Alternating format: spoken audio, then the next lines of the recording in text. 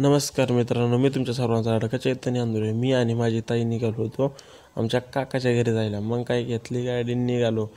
आपल्या गावाकडे ट्रॅफिक नाही, काय नाही काय नाही, एवढं भारी वाटत होतं ना, सांगूच नका. कारण कसं आहे, चाकणला नुसतं ट्रॉफिक ट्रॉफिक ट्रॉफिक. मग काय ते दगदग सहनच होत नाही. गावाकडे एकदम निवांत.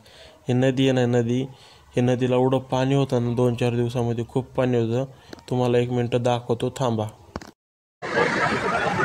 बड़ी गाड़ी जा रही, बस छोटी गाड़ी नहीं जा रही, बस आपको तिरू नदी बघून तसंच पुढे निघालो की मग मस्तपैकी काकाच्या घरी पोहोचलो. आईसोबत आजीसोबत ते सगळं असं मस्तपैकी असं बोलत बसलो.